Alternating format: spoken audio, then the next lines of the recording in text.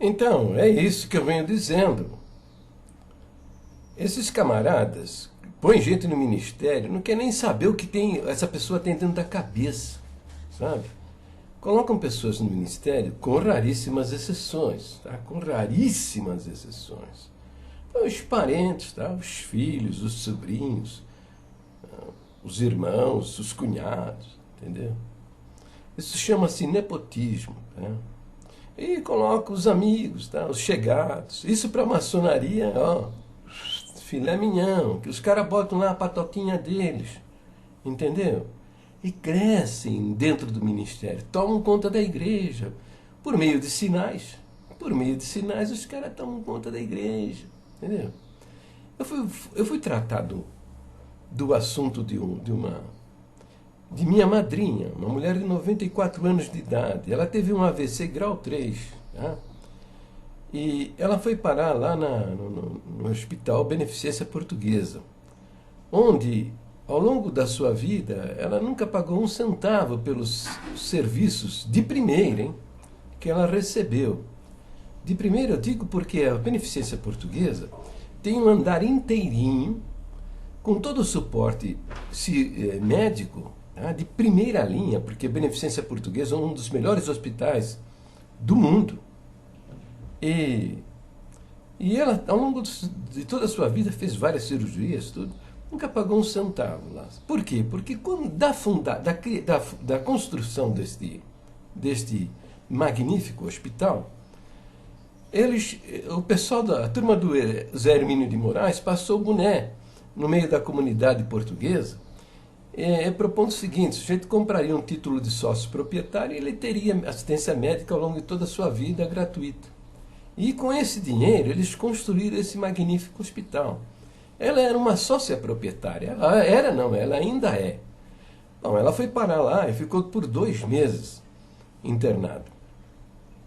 Mas chegou um momento que eles não tinham mais o que fazer com ela. Esgotaram-se todas as possibilidades. Ela estava numa situação estável e permanente. Não tinha mais o que fazer. Agora, a situação seria ela ser cuidada por seus familiares. Mas ela não tem ninguém, é uma mulher viúva, não teve filhos, tá? E ainda, ela foi a vida toda uma mulher assim. 5 minutos de conversa, ou você ama essa mulher ou você odeia. Somente algumas pessoas que amam as pessoas como elas são, como é meu caso, sabe? Eu sempre cuidei dela, tá? E então, eu, apesar de não ser filho, um afilhado, mas sempre cuidei dela, entendeu? São algumas pessoas, mas eu não tenho condição de tê-la aqui na minha casa. A minha esposa já é uma mulher problemática, sabe? E ele vai precisar de quem dê banho, troque roupas. Ela tem apenas um sobrinho que tem uma certa ligação com ela, sabe? Porque ele ia lá para a cidade do Socorro, lá tem uma cachoeira. Cachoeira não, aquelas correntes, aquela correnteza, né? No meio de pedras e tal. Ele praticava esse esporte radical que é o da canoagem no meio dessas pedras aí. E ele parava lá alguns dias tal para a prática disso que ele gostava de fazer. Mas ele também já tem um problema grandioso dentro da sua casa. Ele é um homem de 70 anos e ainda tem a sua mãe, que já está com quase 100 anos, e ele precisa de 3 profissionais para cuidar da sua mãe. Porque ela necessita de cuidados 24 horas por dia. Como é que ainda vai pôr a minha madrinha lá para ele cuidar? Ele não tinha condição. Bom, eu quando soube dessa situação, o caso dela já estava numa situação dificílima, né? O hospital queria que ela abandonasse, saísse do hospital, ou então iriam cobrar a diária de R$ 3.000, quebrar aquele contrato que ela tinha de sócio proprietária, que eu acho que até é impossível de acontecer. Refletindo melhor alguns dias depois, eu cheguei à conclusão que era difícil acontecer. Quebrar esse título de sócio proprietário, esse benefício que esse contrato, né, esse título oferece para ela. Acho difícil, mas estava nessa situação.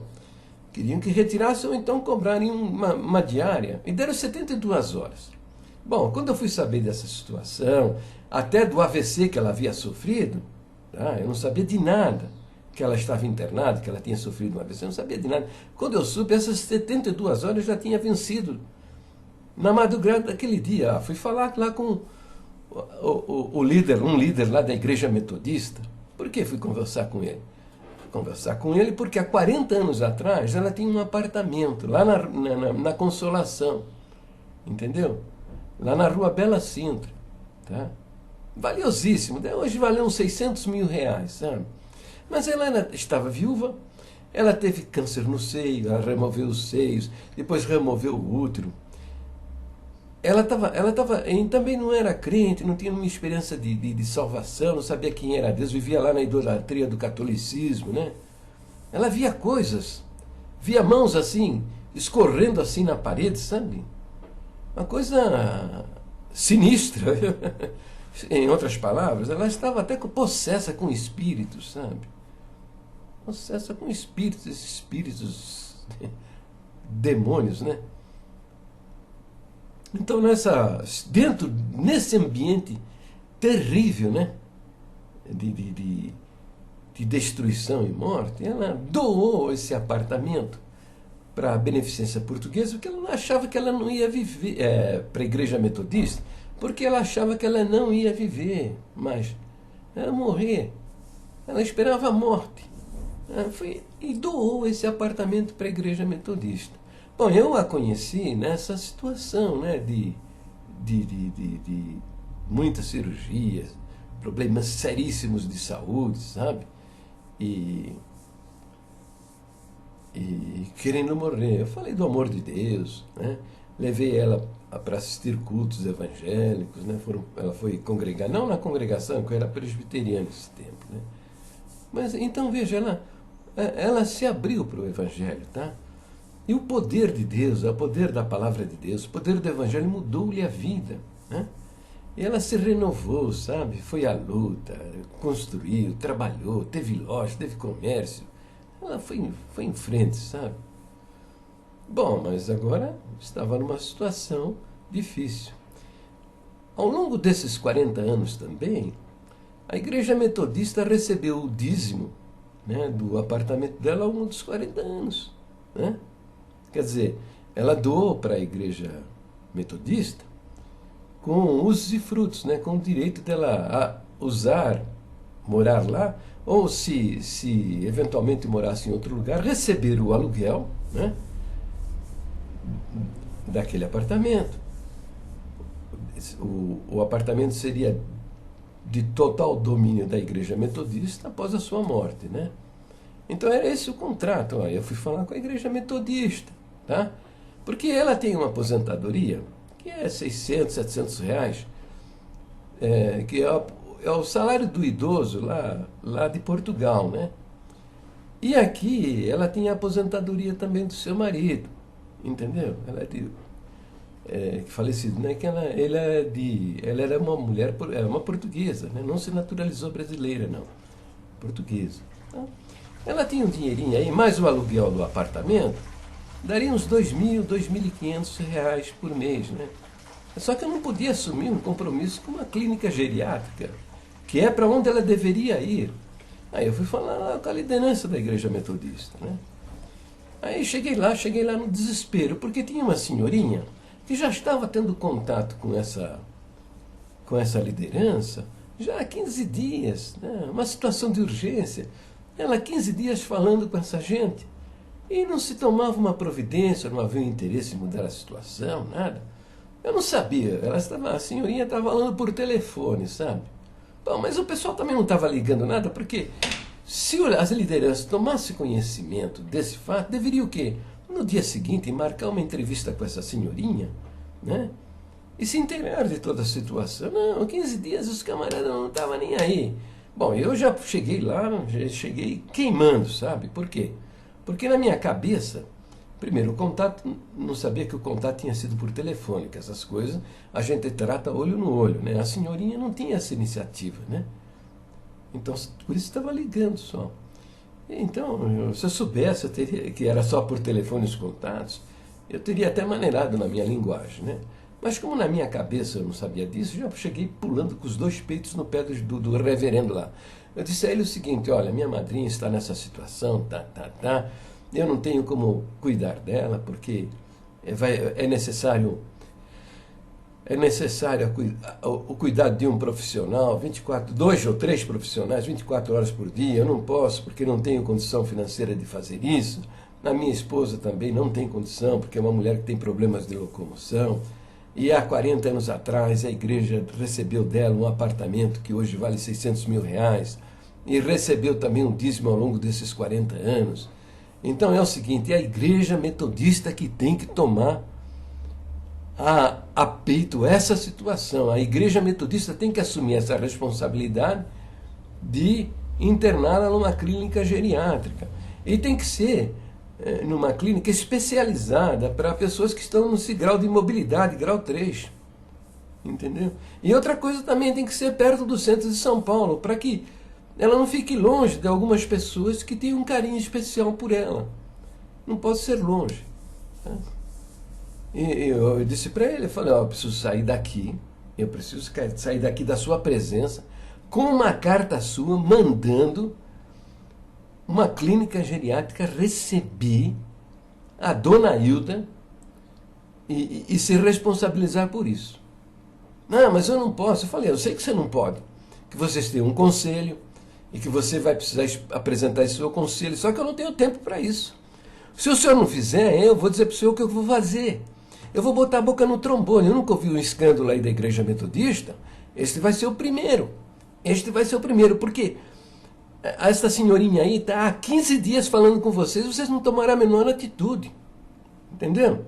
E outra coisa também, eu vou entrar com uma ação judicial para quebrar essa escritura de doação, tá? A fim de que eu possa vender o apartamento dela e cuidar da minha mãe. É isso que eu vou fazer. O dia que ela morrer, eu vendo esse apartamento e dou eles para eu pego esse dinheiro e dou eles dou para a igreja metodista, conforme o desejo dela.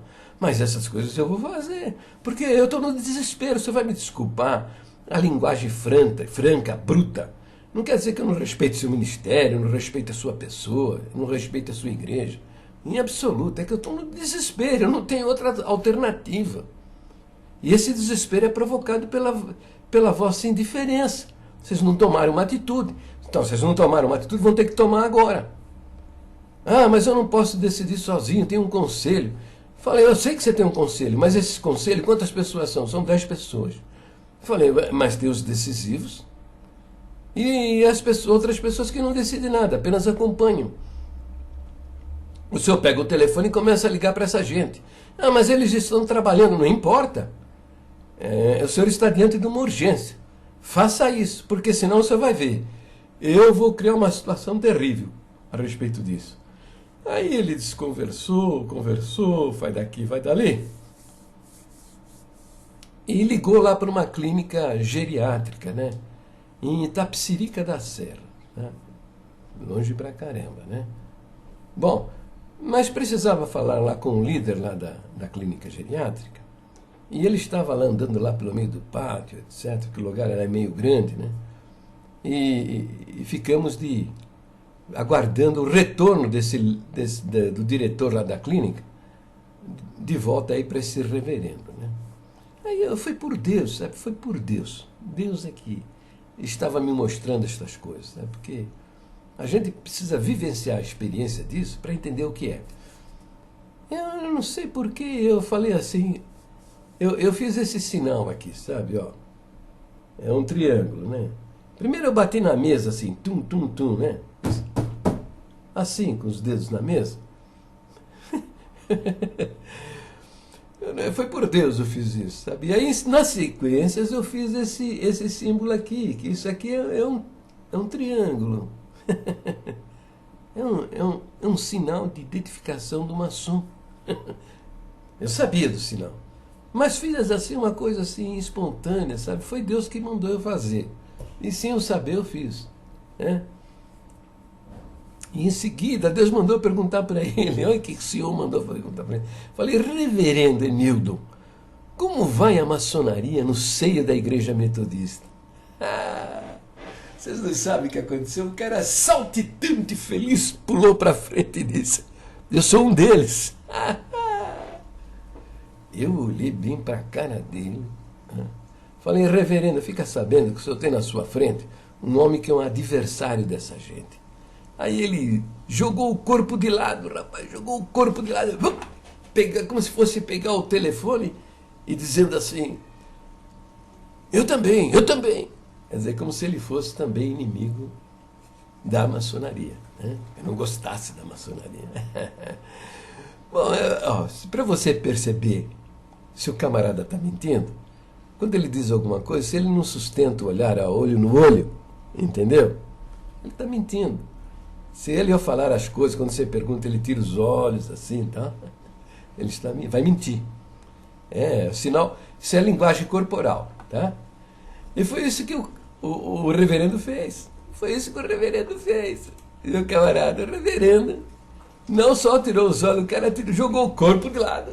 E pegando, como se fosse pegar o telefone. Ai, rapaz. Aí eu disse para ele, reverendo, é o seguinte, são criminosos, sabe? O poder paralelo, são criminosos, são bandidos, tá? Tomaram o controle da igreja que eu pertenço e perverteram todas as suas doutrinas. E tem mais outra coisa, são criminosos, porque já recebi 4 ameaças de morte. Disse a ele, já recebi 4 ameaças de morte.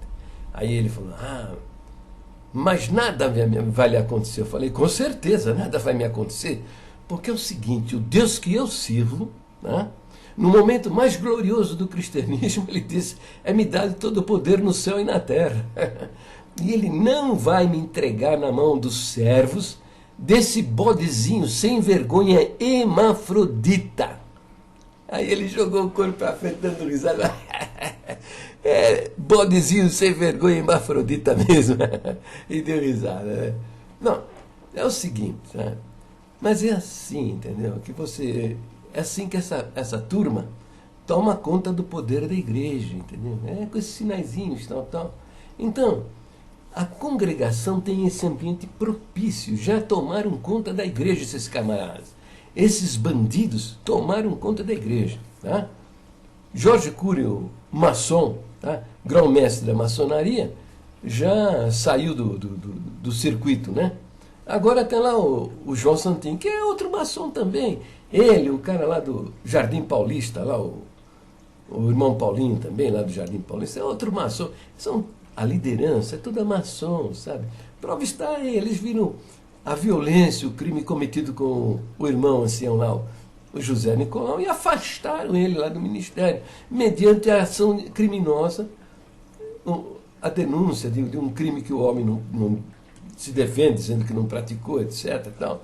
Eu até nem sei disso aí, sabe? Porque é o seguinte, é capaz do José Nicolau também ter sido maçom, entende? Envolvido com maçonaria. Então, na patota, eles brigam lá também, entendeu? No meio dessa patota toda aí, eles brigam entre si, tá? Porque lhes interessa o poder. Mas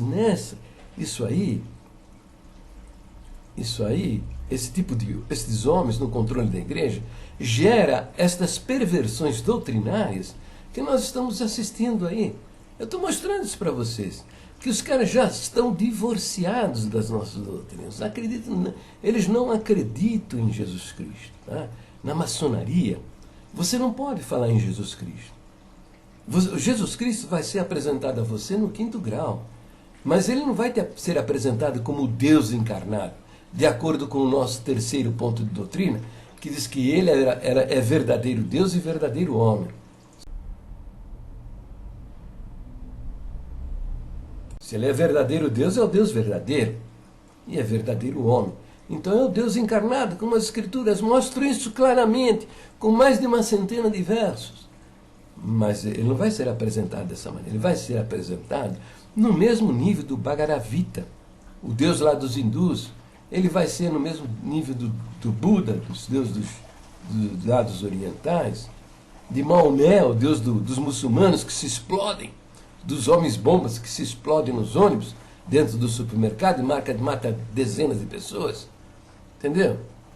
Ele vai ser colocado no mesmo nível destes homens aí. Entende? Entendeu? Mas você não vai poder nem fazer uma oração, mencionar o nome do Senhor Jesus. se você mencionar o nome do Senhor Jesus, você vai sofrer uma pressão terrível lá dentro. Tá? Então, meu amigo, é o seguinte. É o seguinte.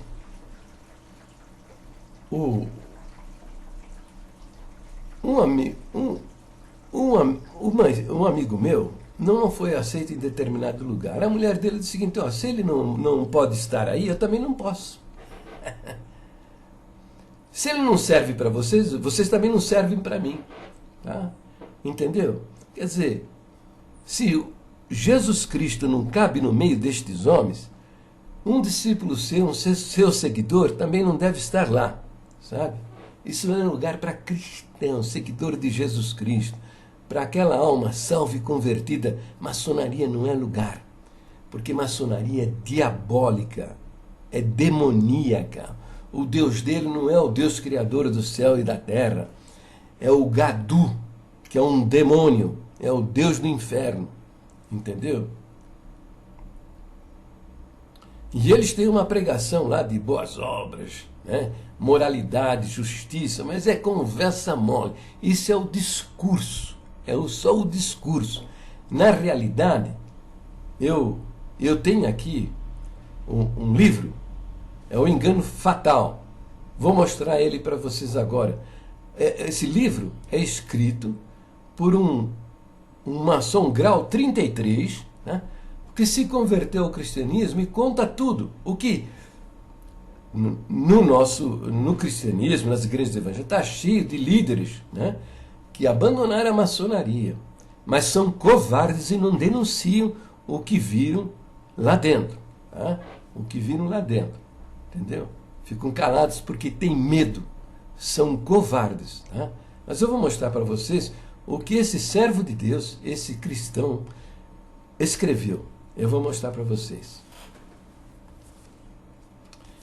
Então tá, ó, aqui, ó, o livro é esse aqui, tá vendo? É o Engano Fatal, tá? Tá escrito por Jin Shao, né? E diz aqui, ó, ele foi grau 33, cavaleiro comandante da corte de honra, pós-mestre venerável da Loja Azul, pós-mestre de todos os grupos do rito escocês. Tá? Então ele diz aqui, ó, lá várias coisas ele fala, tá? Vou falar apenas uma delas, a respeito da moralidade maçônica. Eles têm o discurso de praticar justiça, viver a verdade, dedicar-se às boas obras e tal. E de fato acontece. No caso da minha madrinha, eu fui lá na clínica geriátrica, lá em Itapecerica da Serra. Veja bem, quem é o fundador dessa clínica geriátrica? Foi um pastor presbiteriano, maçom, entendeu? A liderança lá, o diretor lá, maçom. Quando eu meti o pau para ele lá na maçonaria, ele não apareceu mais, nem para se despedir de mim, entendeu? Bom, lá eu não aceitei esta clínica geriátrica porque era muito distante do centro de São Paulo. As pessoas que quisessem visitar minha madrinha teriam dificuldade. Ele indicou uma outra clínica, nós fomos lá e aprovamos. Mas lá tinha essas cadeiras de rodas, tal, com o símbolo lá da maçonaria, do Rosa Cruz, do Rotary, que é um pessoal ligado à maçonaria. E a liderança lá é maçom. Na primeira visita que eu fiz à minha madrinha, ela relatou que o sobrinho dela esteve visitando ela. E disse o seguinte: não, mas ele não veio por minha causa, não. É porque teve aqui a reunião dos homens do avental. Quando ela falou os homens do avental, ela estava se referindo ao pessoal da maçonaria, que eles usam uns aventais aí, sabe? No serviço, tá? Então, por quê? O sobrinho dela é maçom também, entendeu? Então ele esteve lá na reunião da maçonaria, lá dentro da clínica, reunião de maçons. Bom, mas veja bem, ó. Então eles têm, se você vai encontrar por aí muitas obras realizadas pelos maçons, tá? Eles têm muitas coisas boas, acontecem muitas coisas boas. Por exemplo, vou citar, tá acontecendo agora, aconteceu diante dos seus olhos. Pela primeira vez na história deste país, né? políticos de alto coturno, né? Tal como o José Genuíno, lá, e vários deles lá, eu já nem lembro o nome dessa gente, né? Foram para a cadeia, porque Joaquim Barbosa, né? O presidente do Tribunal, Supremo Tribunal Federal e mais os ministros ali presentes, mandaram essa turma toda, a turma toda do mensalão para a cadeia, entendeu? Então esteja seguro, debaixo daquelas togas há muito coração enfiado lá no meio da maçonaria. Não tenha dúvida a respeito, tá? É assim. Só que isso tem dois lados, meu filho. Tem dois lados. Tem um lado, tá? Que você olha, puxa, que bonito, mas tem o outro, tem o verso, que é horrendo, medonho, pavoroso, tá? Então aqui, ó, eu vou te falar um deles aqui. Sobre, ó, enganar, prejudicar, fraudar. O mestre maçom jura não enganar, prejudicar ou fraudar outro mestre maçom ou uma loja de mestres maçons, sabendo quem são. Quer dizer, se ele não sabe, ele pode largar o pau, entendeu? Isto pode parecer um comportamento moral elevado para o observador casual, mas não resiste ao escrutínio, quer dizer, não resiste ao exame. Esta promessa permite enganar, prejudicar ou fraudar qualquer pessoa que não seja um mestre maçom, ou qualquer organização que não seja uma loja de mestres maçons, sendo que até estas podem ser enganadas, prejudicadas ou fraudadas se o maçom delinquente não souber quem são ou o que são. A Bíblia é também muito clara com respeito a este tipo de comportamento, afirmando decididamente que não devemos enganar, prejudicar ou fraudar quem quer que seja e a qualquer tempo. Mentir ou cometer perjúrio.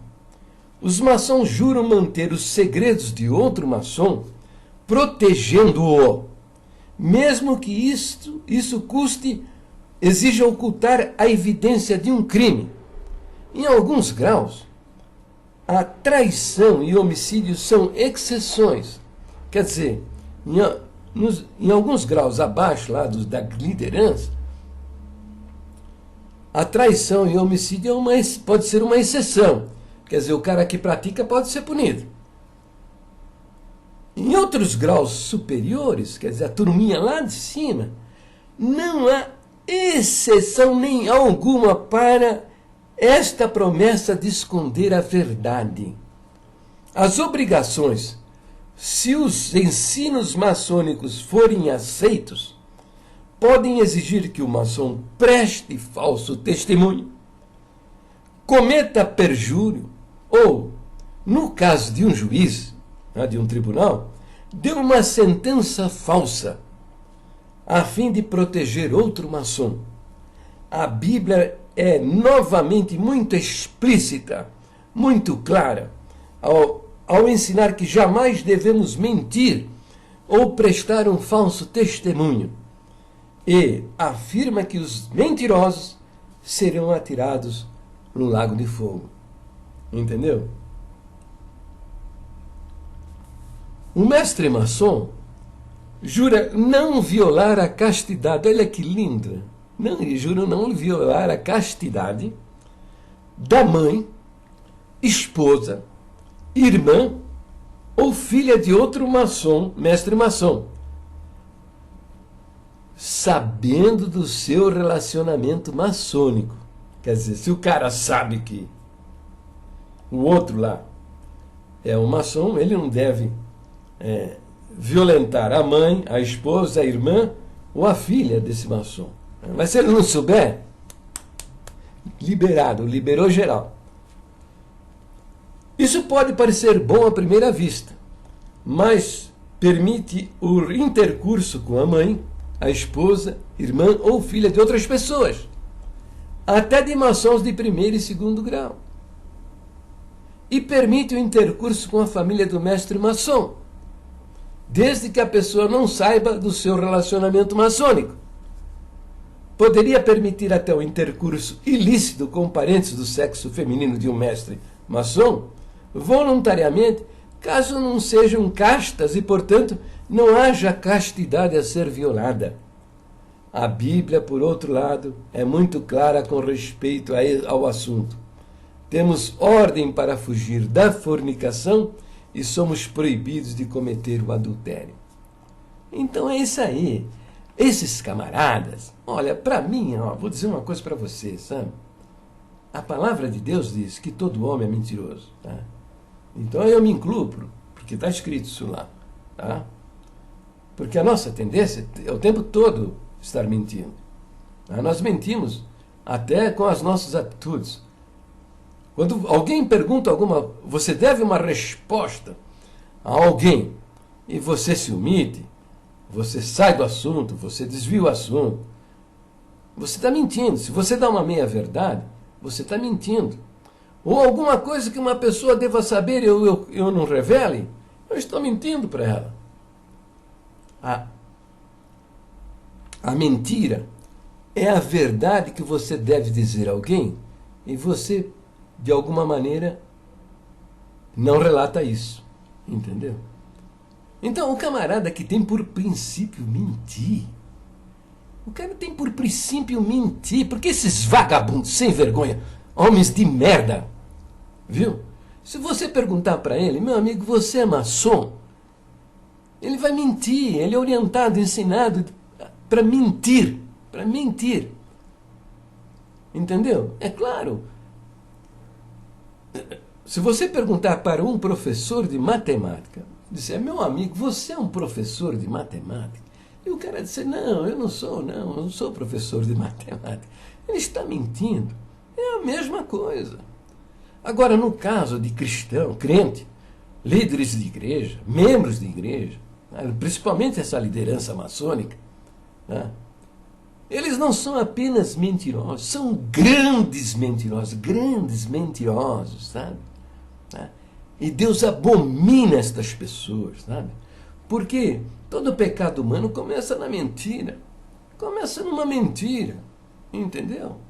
Começa numa mentira. Lá no paraíso, Adão, começaram a mentir, né? Deus perguntou para Adão, por que você comeu do fruto da árvore que eu te ordenei que não comesse? O que ele fez? Ele mentiu. Ele transferiu a sua culpa para cima da sua mulher. E ainda, por tabela, transferiu a culpa para Deus também. Ele disse, a mulher, quer dizer, transferiu a culpa, é a mulher. Né? E depois repartiu essa culpa com o próprio Criador. Ele disse, que tu me deste, né? Querendo dizer, se você não tivesse me dado essa mulher, se você não tivesse me dado essa mulher, nada teria acontecido, entendeu? Então ele disse, a mulher que tu me deste, me deu do fruto e eu comi. É lindão. Tá? Então o que ele fez? Mentiu para se safar da sua responsabilidade. Né? Aí Deus foi requerer da mulher, foi requerer da mulher, por que você comeu do fruto? Então, ela era mais inocente que o Adão, né? Era mais inocente do que o Adão. Porque Adão ouviu a ordem da parte de Deus, ela não. Ela soube por informação dele. Ela transferiu a culpa também. Transferiu lá para a serpente. A serpente me enganou e eu comi. Se tivesse falado com a serpente, e requerido também o comportamento da serpente, por que ela fez isso? A serpente também ia arranjar uma desculpa. Mas como a serpente já é o diabo incorporado nela, Deus simplesmente amaldiçoou. Entendeu? Então isso aí começou lá no Éden, o homem mentiroso. Agora, quando o cara ainda na tribuna, o cara ensina as pessoas a não mentir, mas ele é um grande mentiroso. Ele, no seu princípio de vida, ele mente e jura mentir o tempo todo, porque todo grau que você sobe dentro da maçonaria, você é desafiado a fazer um juramento contra a sua própria vida. Que absurdo! Jesus disse, de maneira nenhuma jureis, nem pelo céu, nem pela terra. Mas, mano, o cara jura sobre sua própria vida. Tá? Que se ele revelar um segredo da maçonaria, ele seja destruído, primeiro corte-lhe a garganta, depois corte-lhe o peito, depois corte-lhe as entranhas. Olha só o juramento que o cara faz. Tá? No livro Jin conta, no livro Jin conta essa história. Tá? Quando ele assumiu o 33º grau, ele conta essa história. Tá? Ó o ritual aqui. Olha o ritual. Quer ver?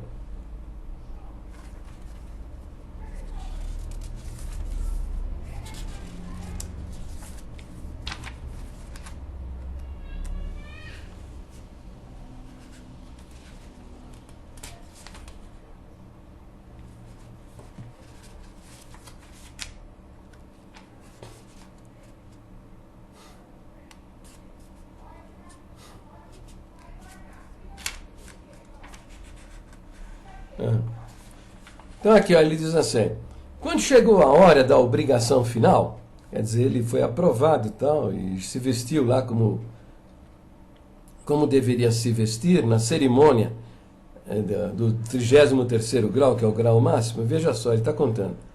Quando chegou a hora da obrigação final, todos ficamos de pé e repetimos o juramento como candidato representativo, administrado pelo grande soberano inspetor-geral da loja.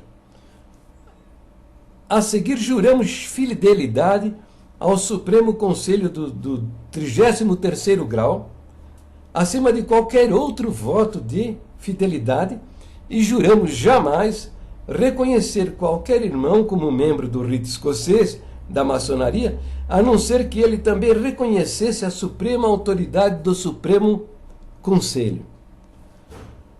Um dos condutores entregou então ao candidato um crânio humano. Olha bem o que é, como é sinistro e diabólico esse negócio. Entregou um crânio humano, de cabeça para baixo, contendo vinho. Então aqui está falando que é um crânio humano.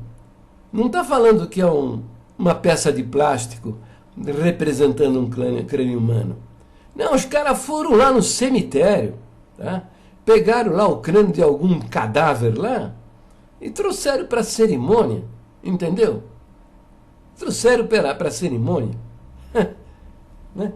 Puseram vinho dentro e levaram lá para a reunião. Com todos os candidatos repetindo após ele, quer dizer, havia uma reza, né? Ele selou o juramento que este vinho, olha o juramento que os caras fazem, que este vinho que agora bebo transforme-se em veneno mortal para mim, como a cicuta bebida. A cicuta é um veneno que o Sócrates, o filósofo, né, no passado, bebeu para morrer. Como a cicuta bebida por Sócrates, caso venha a violar o juramento, consciente ou voluntariamente. Entendeu? Ele bebeu então o vinho. E um esqueleto, né?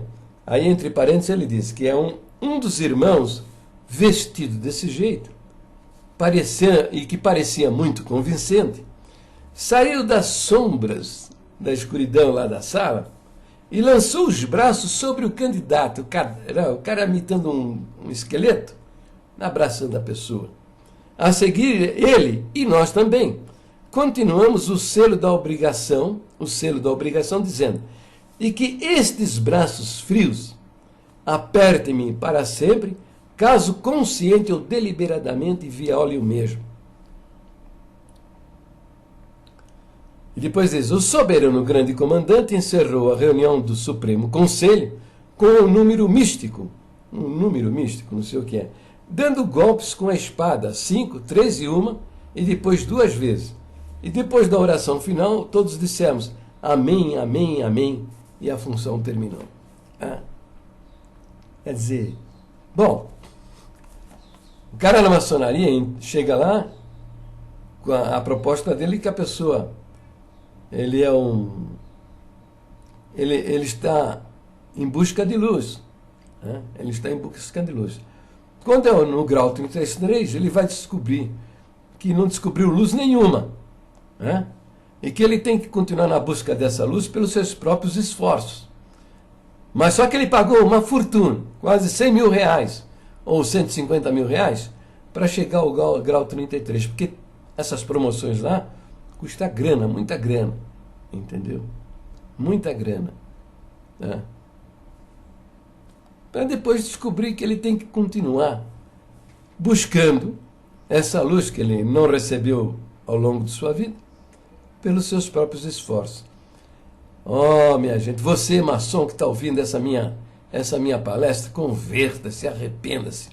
Saiba que Jesus Cristo é o Deus encarnado. Ele diz: quem me segue não andará em trevas, pelo contrário, terá a luz da vida.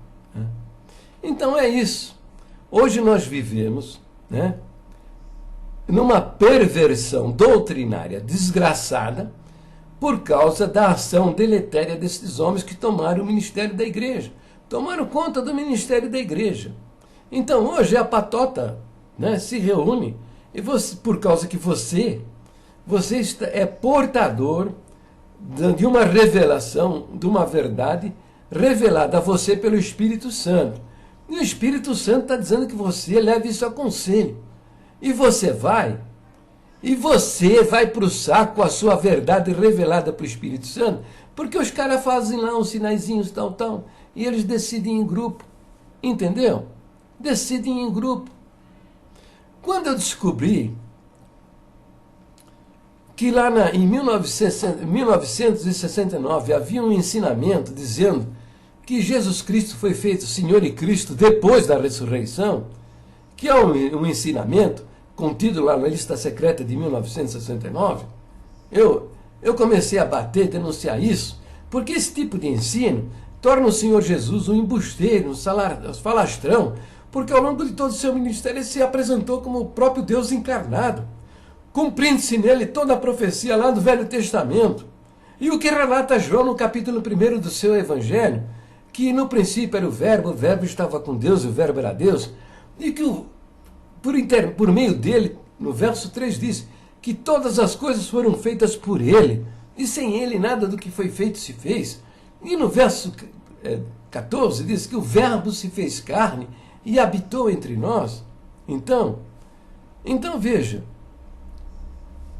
a minha denúncia mexeu com a cabeça deles lá, e algum ministro, né, sabendo que eu estou falando a verdade, levou esse assunto aos ministros. O que eles fizeram? Deveriam, se fossem homens de Deus, eles corrigiriam isso, a fim de tapar a minha boca. Não. Eles repetiram no ano de 2009.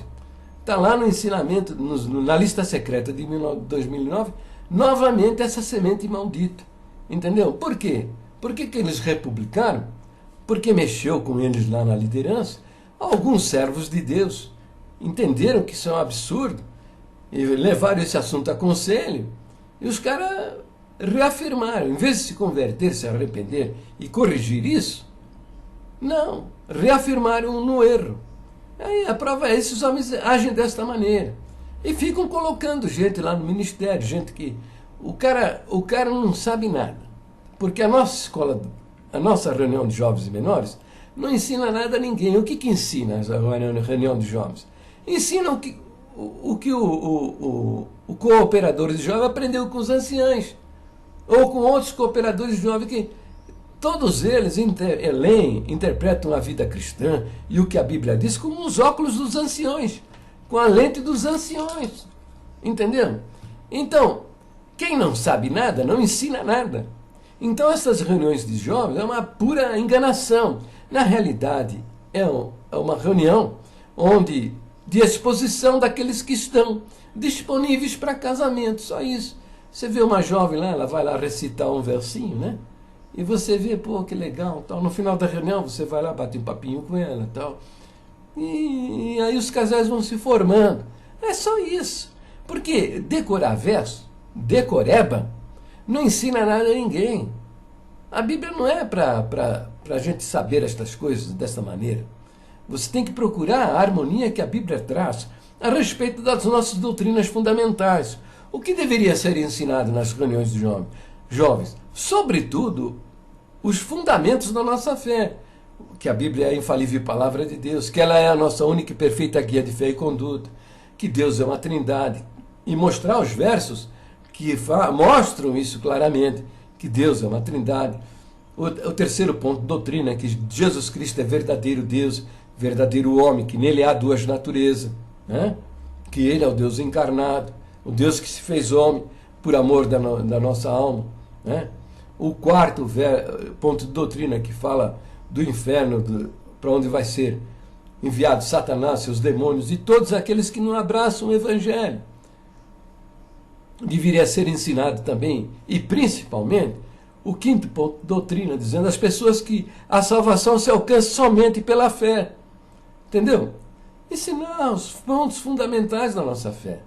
Não, mas os caras fazem diferente. Ensinam o quê? O preconceito, os falsos ensinamentos, as falsas doutrinas, usos e costumes, que não tem nada a ver com salvação.